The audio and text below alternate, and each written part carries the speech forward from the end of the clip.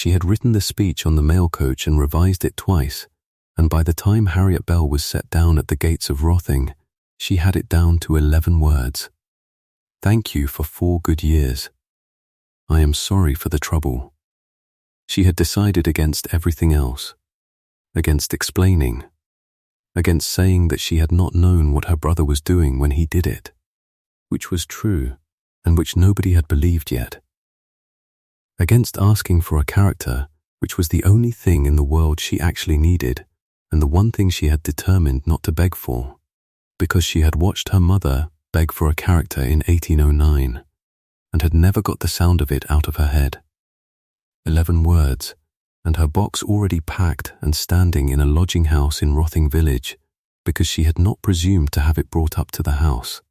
The letter had said at your earliest convenience, which she had been in service long enough to translate. They put her in the small library at 9 and left her there. That was the first thing that was wrong. Dismissals happened in the steward's room, standing, in about 90 seconds. She had seen 4. Nobody was put in a library with a fire lit, and nobody was left in one for 2 hours and 40 minutes, and by 11 o'clock Harriet Bell had gone from braced, through bewildered, to a state of cold and specific anger, because there is only one reason to keep a person waiting in a warm room, and it is to make her grateful for the warmth. At 11:30 she got up and rang the bell herself, which no governess in England did. The footman who came looked as though the wall had spoken to him. Would you be good enough to tell His Grace, said Harriet, that I am obliged for the fire, and that I have been in this room since 9, and that whatever is to be said to me may be said at any hour that suits him, but that I should like to know which hour, because I have a coach at 4 and a box at the village, and no arrangements beyond Friday. The footman went. The footman did not in fact go to the Duke, because the Duke had been in the room across the corridor since 9 with the door open, which was the second thing that was wrong, and which Harriet did not learn for some months. Marcus Ferrers, Duke of Wrothing, had been watching her since 9, and had been watching her badly, which he was aware of. He was aware of it because his aunt had told him at breakfast that what he proposed to do was outlandish. And because he had gone across the corridor to gather the nerve to do it, and had instead found himself, for 2 hours and 40 minutes, simply observing a woman sit in a room. She did not fidget. She did not cry. At some point in the second hour she had taken a small book out of her pocket and read 11 pages of it and then put it away again, and had sat for the remaining 40 minutes doing nothing at all, upright, with her hands in her lap, in the particular composed stillness of a person who has decided how a thing is going to go and is waiting for it to arrive. Twice she had straightened her cuffs. Once, at about 10:30, she had closed her eyes for perhaps 4 seconds and opened them again. And Marcus had felt that 4 seconds in his chest like a thumb pressed on a bruise, and then she had rung the bell.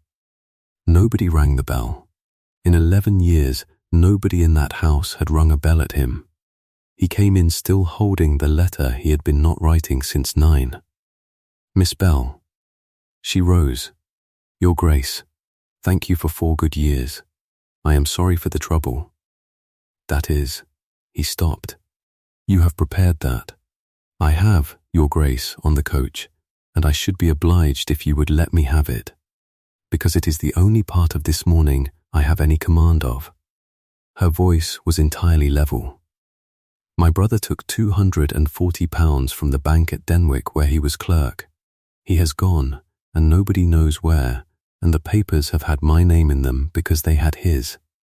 And I have been 4 years governess to your daughters, and I know exactly what that means for a house. I am not going to argue with you, and I am not going to weep, and I would take it as a kindness if it could be quick. Marcus Ferrers stood in his own library and discovered that every word of the thing he had spent 3 days composing had gone out of his head. Sit down, he said. I would rather not. Miss Bell, I am going to ask you something, and I cannot ask it to a woman standing at attention, as though I were about to read a sentence. Then ask it quickly, Your Grace, and I will sit down afterward if it turns out to be a sitting down sort of question. And Marcus, who had run an estate of 11,000 acres for 11 years and had not been spoken to like that since Eton, heard himself say, "Stay." The silence went on some time. "I do not understand," Harriet said. "I am asking you to stay." "In the post?" "At the same wage?" "No, that is wrong. That is the first thing I have got wrong, and I have had 3 days and I have got it wrong in the first minute." He put the letter down. "At an increased wage, because I have discovered this week what the alternative to you costs, and it is a great deal more than £60 a year. Your Grace, let me get it out, because I shall not manage it twice." He came round the table. "My daughters have had 4 governesses in 6 years. Sophia is 11 and Georgiana is 9, and their mother died when Georgiana was 2. And for 4 of those 6 years the person who has known what they eat and what frightens them and which of them cannot sleep in a thunderstorm has been you, and not me, and I am perfectly aware of it, and so is every servant in this house. On Tuesday my aunt informed me that your brother's business made your position impossible.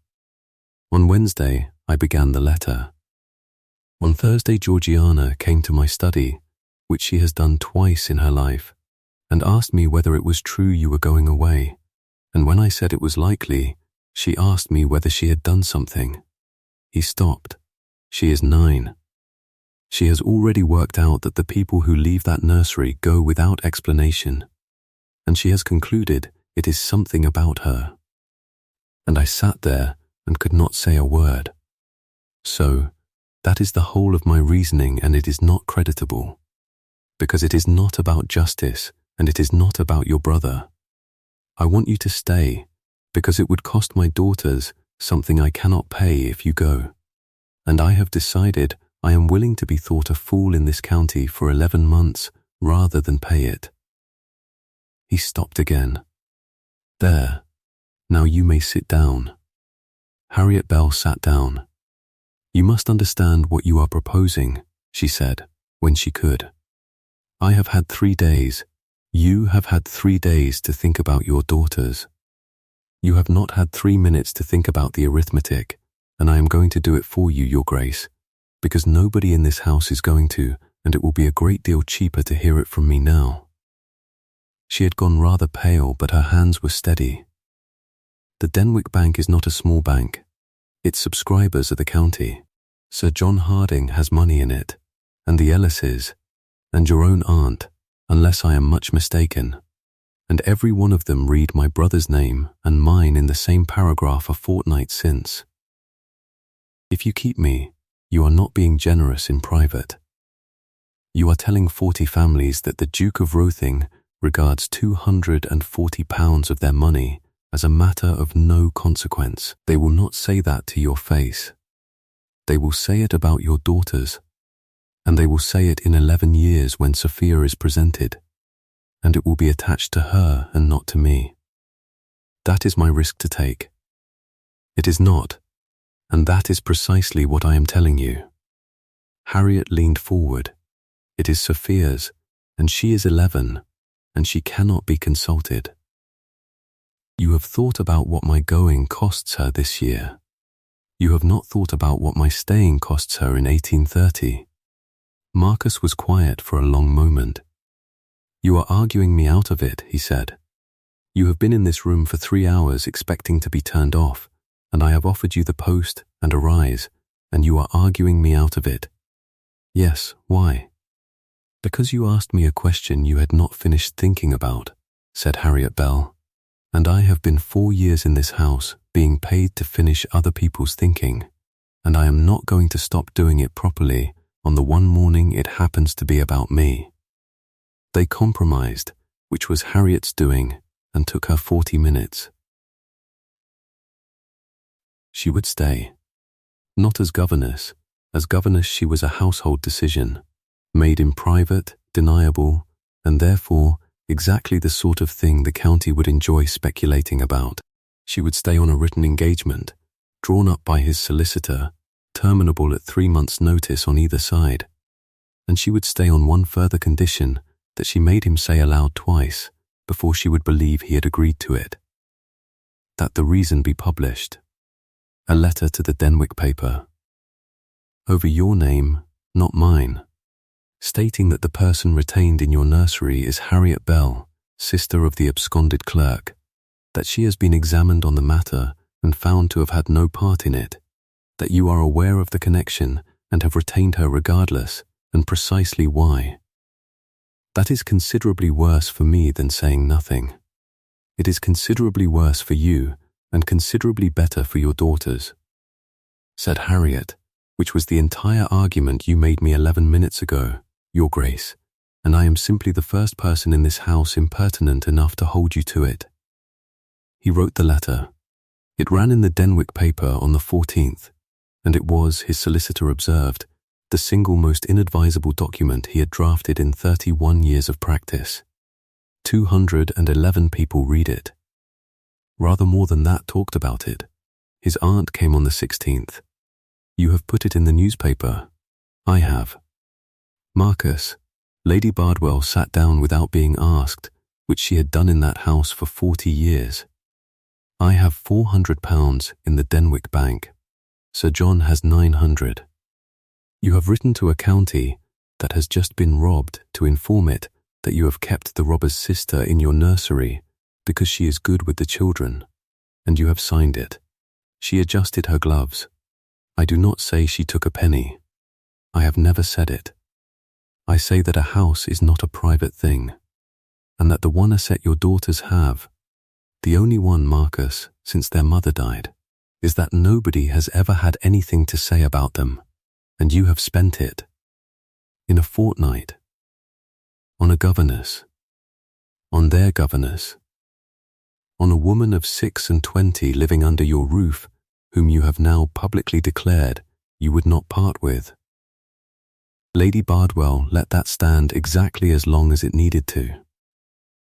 I am 72, my dear, and I have watched a great many men be honourable in ways that cost only their women anything. That letter cannot hurt you. You are a duke. It can hurt her, and it can hurt Sophia, and neither of them wrote it. Marcus Ferrers had no answer to that at all, and spent 4 months discovering it was the most useful thing anybody said to him that year. Then tell me what I ought to have done, he said. Finally, you ought to have asked her before you wrote it. Lady Bardwell rose. That is the whole of my objection, Marcus, and I want you to hear that it is not the objection you think it is. I do not say you should have dismissed her. I say the letter was yours, and the consequences are hers. And you did not consult her about the second because you were enjoying the first. She drew on her gloves. Men in your position are permitted to be generous with other people's exposure and are almost never told about it. I am 72 and childless, and I have no reason on earth to flatter you, which makes me the most useful relation you have. He did ask, afterward, which was to his credit. He went up to the schoolroom that evening and said, badly, that his aunt had raised something he had not considered. She is right, Harriet said, without hesitating. You agreed to the letter. You proposed the letter. I proposed that the reason be published because the alternative was a secret, and a secret about a woman in a house is always eventually about one thing. She set down her pen, but I did not ask myself who would be looked at in the shop on Saturday, Your Grace, because I have spent 5 years thinking about your daughter's arithmetic before my own, and it turns out I am as bad at it for myself as you are. She almost smiled. Your aunt is formidable. I should like to meet her properly, when she has stopped believing I am after your money. The house settled. That was the strange part. Harriet had braced for a winter of it, and got a fortnight of the second housemaid not meeting her eye, and of the village going quiet when she came into the shop, and then the ordinary business of 2 children and a schoolroom simply closed over the top of it, the way ordinary business does. Georgiana stopped asking whether she was going away, which took until March. Sophia, who was 11 and understood a great deal more than anybody credited, said one thing about it in the whole of that spring. They were doing sums, and she put her pencil down and said, "Papa put it in the paper because it wasn't your fault." And Harriet said yes, and Sophia picked the pencil back up, and that was the end of it. And the Duke of Rotting came to the schoolroom on Thursday afternoons, which he had not done in 6 years. He came badly at first. He came in the manner of a man inspecting, and stood and asked the sort of question adults ask children when they have not been in a room with them, and Harriet, on the 4th Thursday, said, "Your Grace, may I be impertinent? You are going to be regardless. Sit down on the floor. I beg your pardon? You are 6'2", and you are standing in a doorway asking a 9-year-old to account for herself, and she is answering you the way she would answer a bishop." Harriet did not look up from the slate. "Sit on the floor. You will be less frightening, and she will show you the things she has been keeping to show you for a week." Marcus Ferrers sat down on the floor of his own nursery. Georgiana showed him a drawing of a horse with 11 legs. He stayed 40 minutes. He came every Thursday for the whole of that year, and he was, Harriet noticed, considerably better at it by June, and she noticed too, at some point in that summer, that she had begun to look forward to Thursdays for reasons that had nothing whatever to do with the children, and that this was a thing she had better take out and look at squarely, and that she had absolutely no intention of doing so. She did look at it squarely once in August, on a hot afternoon when the girls were with the dancing master, and the schoolroom was empty, and Marcus Ferrers came in anyway, out of habit, and stood in the doorway realizing there was nobody there and did not leave. They talked for 2 hours about nothing whatever. That was the trouble with it. There was no moment in it she could have pointed to afterward and called improper. He asked about a book. She was rude about it. He laughed. She mended a pinafore. He told her about a tenant's flooded field, and then about his brother who had died at 14, which she had not known, and which she understood he had not told anybody in some years. At 5:30 she said, "Your Grace, the girls will be back," and he said, "Yes," and neither of them moved for perhaps 4 seconds. Then he went, and Harriet Bell sat down in the empty schoolroom with a pinafore in her lap and did her own arithmetic properly for the first time since February. It came out badly. It came out £60 a year, a written engagement, a letter in a newspaper with his name on it, a house in which every servant knew she had been kept when she ought to have gone, and a woman who could not, in that position, permit herself so much as a look, because the whole of her defense against what the county had said in February was that she had never once behaved as though any of it were true. She wrote, that evening, to a school in Bath advertising for an assistant at £40, and did not send the letter, and did not throw it away either. It was still in the drawer in September when her brother came to the kitchen door. The brother came back in September, which nobody had expected, and he did not come to a magistrate. He came to Rotting, at night, to the kitchen door. Harriet was got out of bed at 1 in the morning by a scullery maid, and found Thomas Bell in the passage, thinner, badly dressed, 24 years old, and, she understood within about 90 seconds, entirely finished. "I've 190 of it left," he said. "I've 190 and I can't go into Denwick, and I can't go to anybody, Hattie. And I thought, you're set up here. They say, it was in the papers, they say, the Duke. Stop. I only want it kept a fortnight. A fortnight. Till I'm out of it. Nobody looks at a governess's box." And Harriet Bell stood in a cold passage in her shawl and understood, with complete clarity, 3 things: that her brother had come to her because a duke had published a letter saying he trusted her, that everything the county had said in February would become true tonight if she let it, and that she loved him, and that this did not signify. "No," she said. "Hattie, You will sit in that chair, and you will not touch anything in this house, and I am going to wake His grace."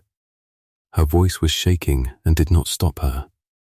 "I will not lie to him for you, Thomas, not for a fortnight, not for an hour. He put his name in a newspaper for me, and I have had 11 months of a roof because of it. And the price of that is that I do not have a single thing in my life he does not know about. You are the last one. You are the last one, and you are not going to be the one that does it." "You'd give me up," Thomas said. "Your own, I would not give you up. I am going to walk up 2 flights of stairs and knock on a door and tell a man the truth. And you are going to be sitting in that chair when I come down. Because the alternative is that you go out that door tonight with £190 and I spend the rest of my life being a woman who did not say anything." Her voice cracked and she went on through it. "Do you know what he did in February, Thomas? He put it in the paper. Over his name. That I had no part in it.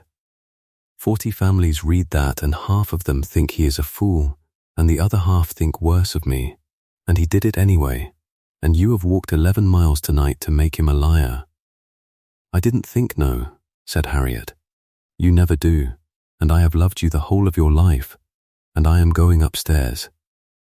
She woke the Duke of Rothing at 1:10 in the morning and told him there was a thief in his kitchen and that he was her brother. He did not send for the constable at once, which she had expected him to, and which she would not have blamed him for. He sat down opposite Thomas Bell in his own kitchen at 1 in the morning in a coat over his nightshirt and asked him 4 questions: how much was left, where the rest had gone, whether anyone else at the bank had known, and whether he understood what would happen to his sister if he had been found in that house without her having said a word. Thomas Bell answered 3 of them and cried at the 4th. The money went back to Denwick, £190 of it in Thomas's own hands and the remaining 50 out of Rothing, which Marcus did quietly and which Harriet found out about in November and did not entirely forgive for a fortnight. Thomas gave himself up at the magistrate's on the Tuesday with a letter in his pocket and got 14 months rather than transportation, largely because he had brought it back and largely because a duke had written the letter, and the county, which had been chewing on the matter since February, got its answer in the most public way available, that the Governess Rothing had refused to dismiss, had turned in her own brother in the middle of the night, rather than hide £190 in her box. Lady Bardwell called on the Thursday. "I have come," she said, "to say that I was wrong in the 16th of February in this room, and I find I would rather say it to your face than have it reported to you kindly." She looked at Harriet directly. "I said a house was not a private thing. I was correct. I said the cost would fall on you. I was also correct, and it did. And you paid it at 1 o'clock in the morning in a cold passage. And I have thought about very little else for a week." She put out her hand. "Sit down, Miss Bell. I am 72 and I do not do this often." He asked her in the schoolroom in November, which she thought afterward was exactly right. "I am going to ask you something," Marcus said, "and I have thought about it for a considerably longer time than 3 days. And I want to say the whole of the arithmetic first, because you told me in February that I ask questions before I have finished thinking about them, and I have never got over it. Your Grace, the county will say I have married my governess. It will be said at Sophia's presentation. It will be said when Georgiana marries. It will be said to my face rather less than it is said behind it, and it will never entirely stop being said. And I have counted that cost properly this time, and I am not going to pretend to you that it is nothing." He stood in the middle of the schoolroom. "Against it, my daughters, this house, 11 months of Thursdays, and the fact that I have been spoken to honestly for 4 years by exactly one person in England, and I am not willing to go back to the other kind. That is the sum. It comes out in favour.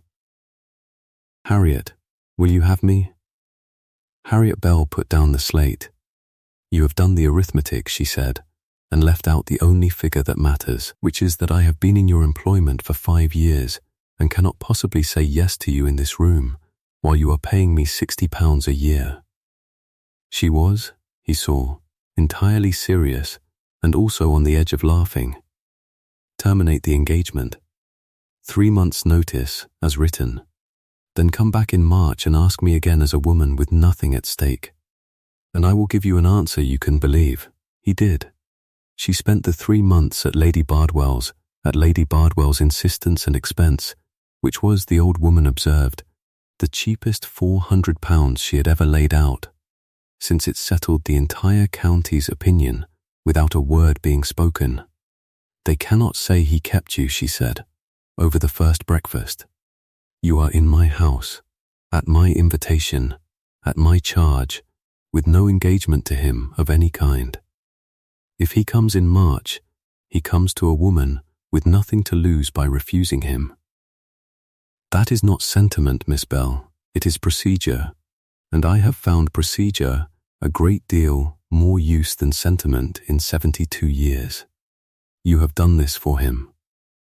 I have done it for Sophia, said Lady Bardwell, who is 11 and who will be presented in 6 years, and who is going to be asked about her stepmother by women who remember 1818. I intend her to have an answer. She refilled her cup. It is also, as it happens, the correct thing. I do not object to that. I merely decline to lead with it. He came back on the 4th of March. She said yes in about a second and a half. You might have made me work rather harder for that, Marcus said. I have had 11 weeks in a house with your aunt, your Grace, being fed and rested and given nothing whatever to do, and I have thought about the question every single day of it, and the answer was the same on the first morning. Harriet put her hand in his. You did not ask me to stay in February because you wanted me. You asked me because it would have cost your daughters something. And then you let me argue you into publishing it, and then you let me wake you at 1 in the morning and hand you the worst night of my life. I did not fall in love with a man who rescued me. I fell in love with a man who kept listening after it stopped being convenient. There is a written engagement, framed, in the small library at Rothing, a governess's contract, terminable at 3 months' notice, dated February 1818, with the Duke's signature at the bottom and Harriet Bell's beside it. Visitors ask. The family does not always explain. Thomas writes from Leeds, Marcus said, coming in with the post on a Thursday. He is a clerk again, if you can credit it. A corn merchant. 14 months and 4 years and somebody has let him near a ledger. Somebody wrote him a character. Harriet did not look up from Georgiana's Latin.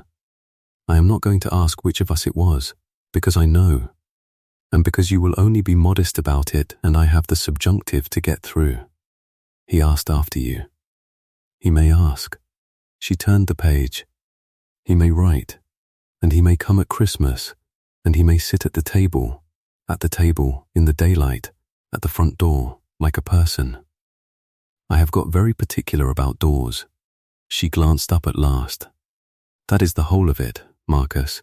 He came to a kitchen door at 1 in the morning and asked me to make his trouble mine in secret, and I would not. And everything I have got is downstream of that quarter of an hour. I have no intention of being unkind to him. I have every intention of remembering it. Under the window, Georgiana was drawing a horse with the correct number of legs. In the small library across the corridor, a contract that had cost a duke his reputation for a season hung in a frame nobody had thought to explain. And the fire was lit, because it was Thursday, and because in that house the fire in that room had been lit every Thursday for 6 years, which the household had long since stopped remarking on, and which the Duke of Rothing still noticed every single time.